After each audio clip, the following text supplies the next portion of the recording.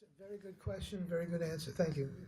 So the outline of my lecture is, first of all, how do we diagnose polycythemia vera?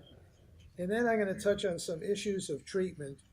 And everybody has heard about interferon trials in PV and Jakafi. And the question comes up, can we cure polycythemia? Because as you know, the French in particular have been discontinuing patients who have been treated with interferon, and they have a substantial cohort of patients who are in so-called prolonged remission. And I selected these topics because without knowing what Dr. Spivak was going to talk about, but he touched on the basic biology of the disease and where the problems in understanding the biology of the disease lead to problems in diagnosis. And then I'm going to talk about particular issues of treatment that bother me because of the patients that we've been seeing recently in the last couple of years here at Cornell. So first, to make absolutely clear that everybody knows what we're talking about, polycythemia is a term that means too many, polycythemia, too many red cells, and it means an absolute increase in the number of red cells in the body. And you've got to think about things like pipes in your home. If you got too much water in the pipes, that's like too many red cells in the body. And if you have too much water in your pipes and the water freezes, the pipes break. If you have too many red cells in the body, things happen because the arterial venous system is relatively fixed in the amount of blood that it contains. Now, polycythemia vera, as Dr. Moliterno said, was so named by Professor Osler, a very historic event, and we now know it as a myeloproliferative neoplasm. And when we use the term neoplasm, everybody says, is that a cancer? And what Dr. Spivak and Moliterno and I'm going to say, yes, it is a form of cancer because it's unregulated growth, but it's much different than breast cancer or prostate cancer or lung cancer. These are diseases with long duration of life, and you shouldn't think of it just because it's a neoplasm, as they've already stressed, and I'll stress, that is the equivalent to a cancer. It's a neoplasm because it means uncontrolled growth, but it's not a cancer clinically, as we often see in oncologic practice. And there are many other causes of polycythemia, too many red cells. Many of them are benign. There's a very interesting form of polycythemia that happens in the Tibetan mountain climbers with a genetic abnormality discovered by our colleague Dr. Percal, which is distinguished from the high mountain altitude disease you get in Peru when you get too many red cells because the air is so deficient in oxygen. So when that occurs, you get too many red cells to compensate for decreased oxygenation. But we're talking about polycythemia vera, the disease. Now, as Dr. Spivak mentioned, in 2016, the World Health Organization revised the criteria of PV based on the studies that we did here at Cornell and two other major studies in Europe, and redefined arbitrarily the criteria for the diagnosis of polycythemia vera. And first is, of course, this JAK2 abnormality that you've heard Dr. Spivak and Dr. Moliterno talk about, and that's present in virtually all patients with PV, 98%. In our 300 patients, in our file that we're reviewing currently, we haven't encountered a true PV patient without a JAK2 abnormality. There are two types, the major one and a very minor one. We won't go into that right now.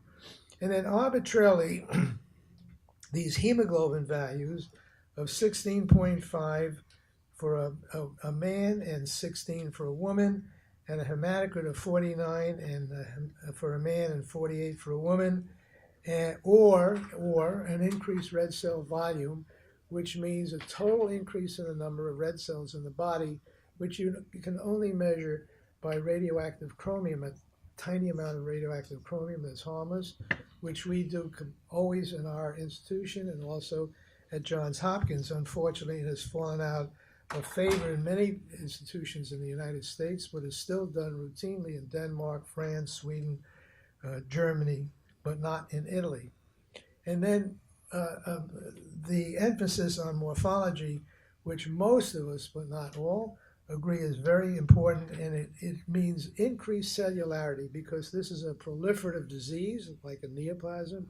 And in polycythemia vera, as Dr. Spivak said, affects a stem cell, and then it causes an increase in all the lines in the bone marrow. That means trilineage, and trilineage means red cells, the white cells, and the megakaryocytes, those cells that he showed that make platelets, and that's known as trilineage hyperplasia in medical terms, but it means just an overabundance of all these cells.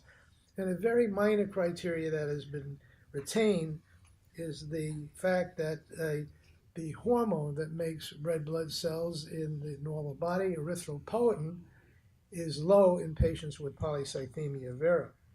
Now, it should be noted that studies by us and people from Spain, Dr. Bassi may talk about that later on, have shown that in about 15% of patients, the APO level is normal. So that throws a bit of a ringer in these criteria right from the start. So just to make sure that we all understand each other, red blood cells without hemoglobin are colorless. And when you add hemoglobin, which is an iron-containing compound, that's what makes blood red. And when you look under the microscope, you can tell, an experienced hematologist, all our fellows can tell this, otherwise they can't pass their boards, that the cells can be normal in size, or they can be smaller in size, and we call that microcytic, or they can be larger in size, and we call that macrocytic, because macro meaning big. And in polycythemia vera, they're typically microcytic, and that has some importance that you'll see in just a minute. So how do we determine a patient's red cell values? Well, first we can count the number of red cells. And when we were fellows and residents, we had a little chamber and a pipette, and you actually counted the number of cells. And this was a very tedious procedure, because it took time and effort, and there was pipetting and dilutions and so on. Well, you can break up the cells, break them up, and chemically measure the amount of hemoglobin within the cells, and that's how we get the hemoglobin concentration. Or, as was devised years ago, you can measure the hematocrit, and the hematocrit is a tube that's filled with blood, and it's spun at a very high speed, and it used to be measured by spinning the blood in this tube, and you can separate the red cells from the plasma. So you would see, and as you see in this cartoon, the red cells are packed to the very bottom of this tube, and the top is the plasma. And if you say you put in a measured amount of blood in a measured tube, that's 100% of the whole blood, then 45% of the tube, when you spin it after and take it out of the machine, 45% of the blood is packed cells, and 55% of the blood is plasma. And that's very useful under normal circumstances, but very, very treacherous in hematologic conditions, because the hematocrit is affected if the cells are small. The hematocrit is falsely small, because you're packing small cells, like small sardines in a can, versus the fact that if the cells are big, you get a falsely elevated number, because the cells are too large, and you get a falsely elevated number of cells. And as Dr. Spivak pointed out several times, if you change the plasma volume, you will change the amount of cells that you're counting in this particular measurement. So the hematocrit nowadays, we hope not too many of our fellows are here, because I always ask them, where is the centrifuge room? There are no centrifuges anymore. They've been disbanded and discarded, because the hematocrit is a derived value, and most important, in all laboratories around the world. These are measured, the cells are actually measured now, not by hand like we used to do, but in a machine, and you can get a red blood cell count, and you can get a hemoglobin count, and you can get the size of the cell. And in fact, the hematocrit is a very misleading value and really should be discarded, and I'm very concerned because of the fact that we get reports from patients from outside hospitals in which the hematocrit is given, but not the red count. So an important diagnostic point that I've just made is that a single hemoglobin or red count or hematocrit value cannot predict total red cell volume, because many things will affect plasma volume and change the count. For example, if it's wintertime, you will have a lower count because your veins and arteries are constricted.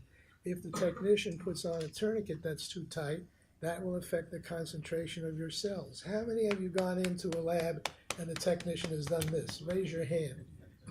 Everybody. That will affect the count because of the fact that that's constricting your vessels and giving you an artificial blood count.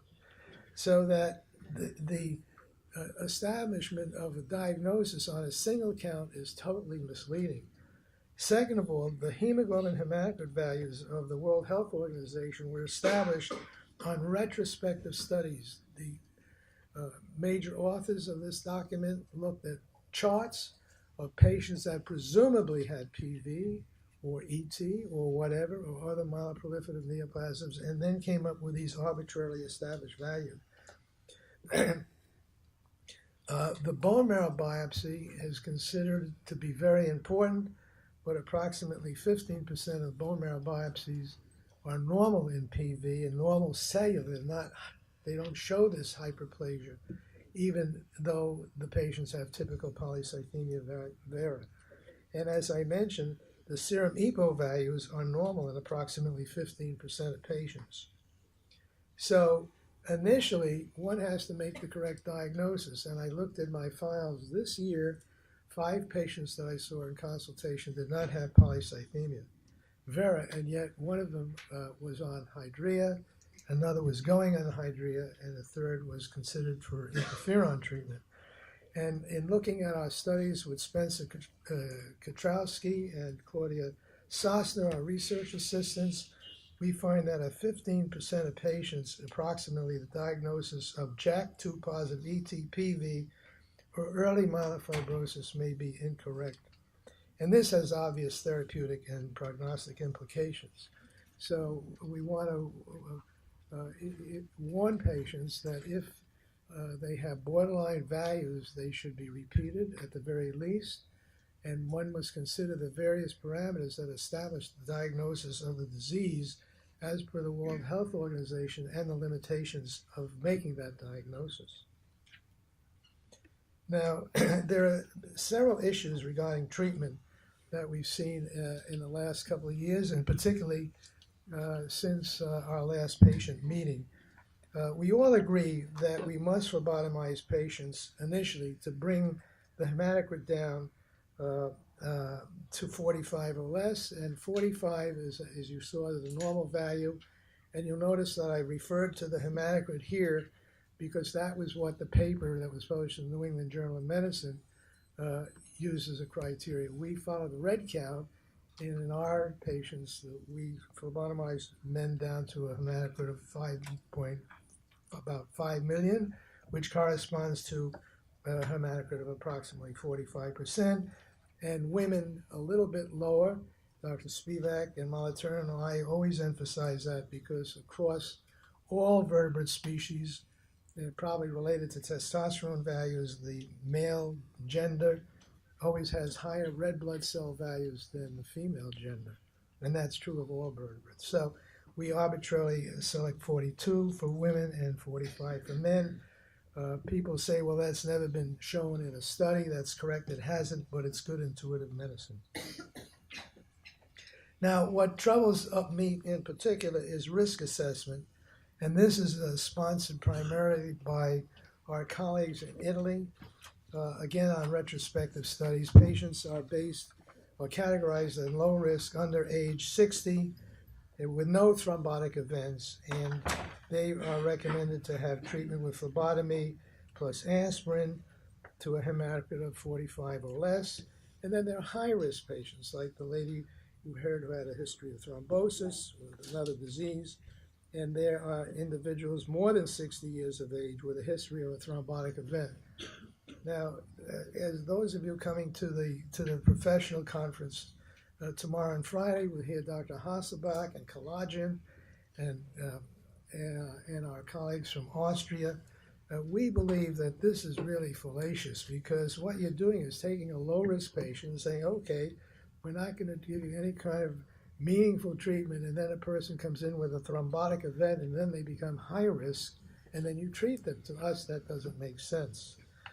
And so we believe that it's much more important, in fact, to look at the results of what happens when you treat a low-risk patient. And this is published in Blood. A very distinguished colleague of ours, who we respect, is a 40-year-old dentist with a hemoglobin of 23, a hematocrit of 69. No question he had polycythemia, although he had 145,000 platelet count. And he initially needed 13 phlebotomies and required 6 phlebotomies a year. And I quote from the article, he complains of increasing weakness that limits some activities ascribed to severe iron deficiency. So in treating patients, we've stressed that survival is not the issue only, and two speakers before me have indicated the long survival of patients with PV, but the morbidity and the symptoms of the disease, as I'm sure you'll hear from Dr. Mesa. And this patient really couldn't function well because of his severe iron deficiency. And it reminds me of the very famous comment by George Santayana, a Spanish philosopher, said those who cannot remember the past are condemned to repeat it, because the Polycythemia Vera study group, which Dr. Hoffman's hospital, Mount Sinai, was the lead, pointed out very significant problems associated with phlebotomy-only treated patients, that there was a high risk of thrombotic events, both arterial and venous in such patients. 25% approximately of these patients who had thrombotic events had fatal events, and those who survived an initial thrombotic event, 1/3 had one or more subsequent thromboses, and the case fatality rate in this group was very high. And of these variables, the phlebotomy rate, which nobody has considered except our group at Cornell, in and of itself was associated with statistically significant increase in thrombosis. And if you speak to the people who are experts in coagulation, they say, obviously, this is correct, because when you're phlebotomizing a person, the body doesn't know that the blood is going into a bottle.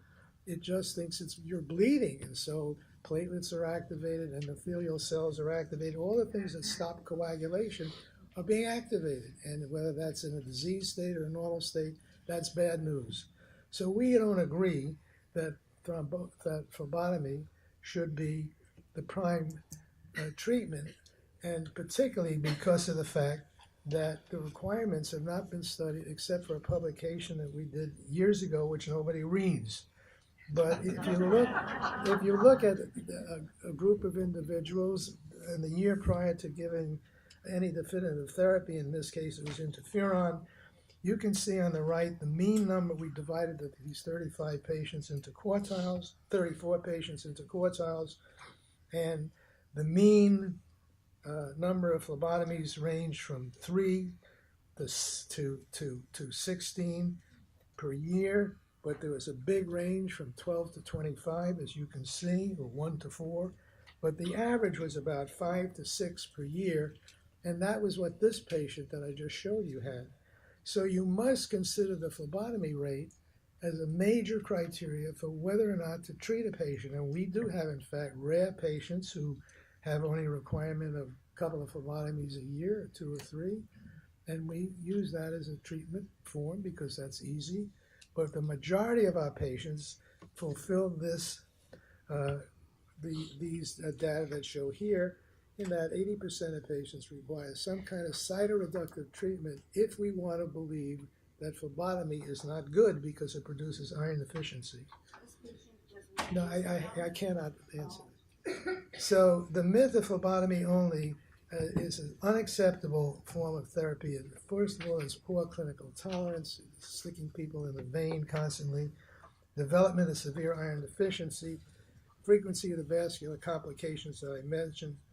We believe there is an early risk of progression to myelofibrosis, first pointed out by Najin. That takes about 7 to 8 years, and in our data, preliminary, it's about the same.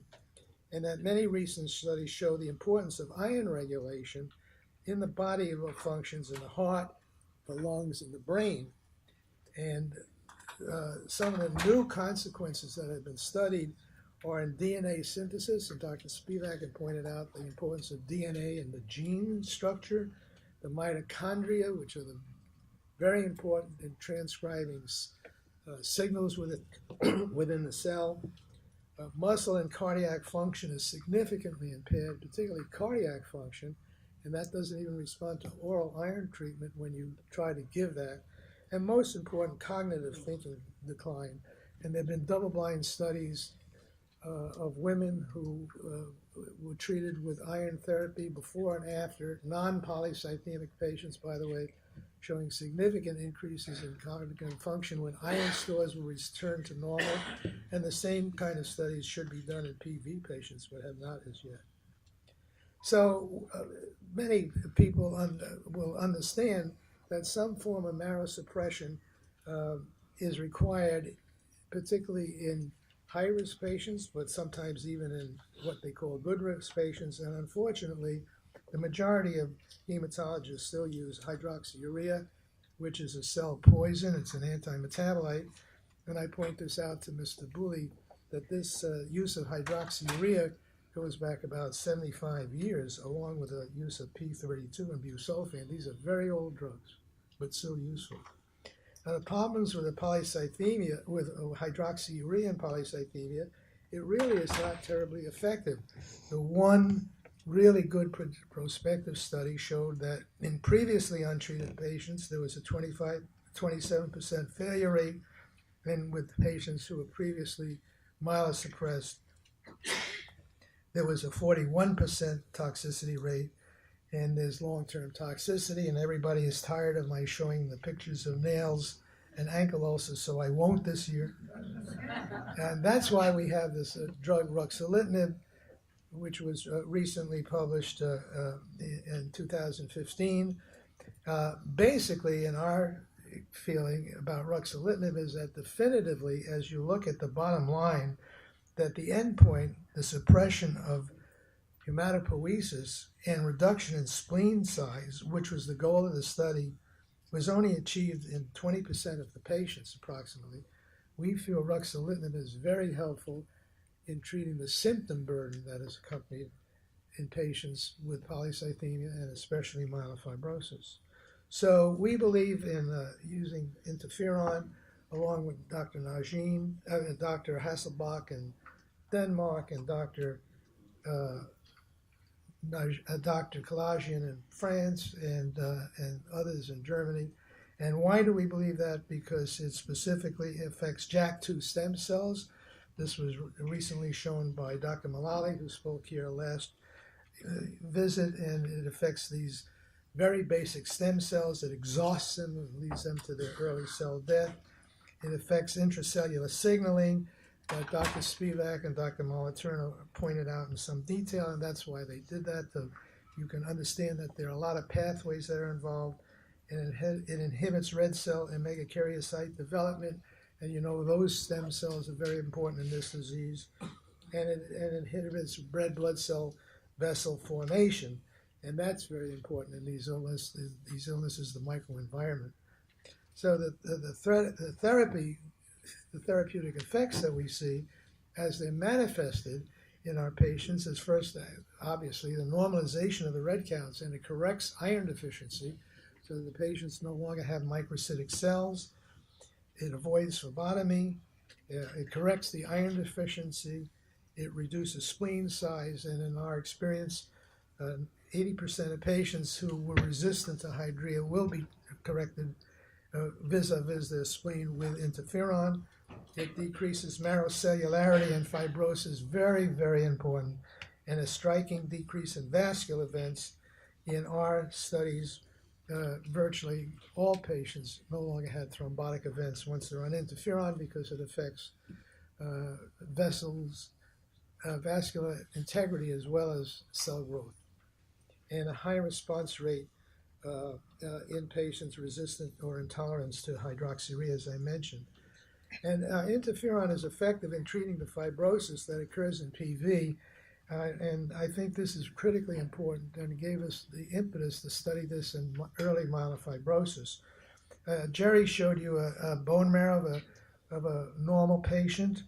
The gray are the gray areas are the normal cells, and the white dots of fat that gets washed out in the preparation. So of the section, so you can see that about 50% of the biopsy is cells, and about 50% is fat. This is a polycythemia marrow, and you can see it's almost 100% cellular, and that's manifested by too many cells in the blood because these cells leak out, and you can see there's only a few fat spaces left, and these big guys here, I can't show you, you can see those big cells, they're megakaryocytes. Now, as this patient evolved, this distortion is the fibrosis that we see under what we call H&E staining. That's a regular commercial stain, and that distortion is the fibrous tissue that's forming, and those big cells that you see to the right down around 4 o'clock, those are distorted megakaryocytes. Those are the real bad guys, the ones that probably, the megakaryocyte stem cells that Dr. Spivak mentioned that elaborate all the things that cause the fibrosis. And in comparison to a normal reticulin stain that we see normally, this patient had this kind of scarring. So this is a patient that's in pretty bad shape marrow-wise, and that's why we like to do frequent marrows in our patients to monitor the course of the disease. And this is now 3 years later. The reticulin stain is back to normal. The cellularity is back to normal. And there you can see another section. You can see those very big cells, those are megakaryocytes. And I show that for a reason, to point out that when you look at them on the high power, they're still abnormal. I'm going to come back to that point in just a minute. So even though the overall marrow looks good, those megakaryocytes, the bad guys, the stem cells that Dr. Spivak talked about, are still probably abnormal. So the basis for early treatment, we believe, is that you treat PV and ET, also myelofibrosis when a hematopoietic stem cell clone is small. And that's consistent with, we treat all forms of cancer. We don't treat a lady who comes in with a breast nodule and say, don't come back when it's spread and then we'll treat you. You attack it when it's early. And the same thing with a man with prostate cancer or a patient with lung cancer. You don't say, well, we'll wait until we see how this thing evolves and then we'll watch and wait and then you come back and we'll take a look. That's not consistent with good cancer medicine in our judgment. So we believe that the minimum JAK2 tumor burden is potentially sensitive to interferon, and based on the studies by Ann Mullally and confirmed in mice and confirmed by Dr. Percal in humans. And that's because it activates the dormant stem cell that Dr. Spivak talked about, and why his lecture was really very important, because once you activate those dormant stem cells, they eventually will die off and presumably the disease will be controlled. And then a preferential depletion of JAK2 hematopoietic stem cells. I just want to make one quick comment about following JAK2 levels. There's an obsession with that. Patients say, oh boy, my JAK2 level fell from 60 to 40, I'm getting better. That really doesn't make sense. We believe that at high levels of JAK2, and actually have published this, are consistent with progressive disease. Those patients tend to have higher levels of higher degrees of myelofibrosis, a higher tendency to thrombosis than patients with lower levels, but it's not a one-to-one ratio. In general, that's an in general. In general, it means it's better to have a lower level than a higher level. We don't believe that you can discontinue treatment just because the JAK level is, say, 10%, because we examined and published data that if you examine the bone marrow in these patients, they remain hypercellular and will still show some degree of scarring. So we continue treatment irrespective of the fact that the JAK2 level is low. So we don't want to get carried away with the significance of it as a form of treatment monitoring, but it is very important for the reasons that Dr. Moliterno and Dr. Spivak mentioned, from understanding the disease, of course, and of course for diagnosis. So is PV curable? I think an absolute cure now with interferon or any drug is unlikely. And I showed you those big cells in a patient with otherwise a normal marrow, because when you look under the microscope, and it takes a lot of practice, you have to believe me, those cells are still abnormal. And it reflects persistent stem cell abnormality of the disease, even though this patient is in excellent clinical and hematologic remission with a normal cellularity of the bone marrow and a very low JAK level. So we think the disease will not absolutely be cured, but we don't think that's important because a biologic cure is certainly possible.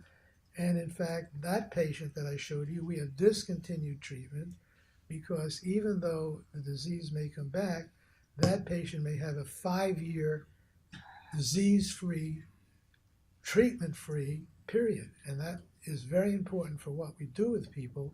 We treat patients, not diseases. And certainly hematologic and molecular remission is most likely.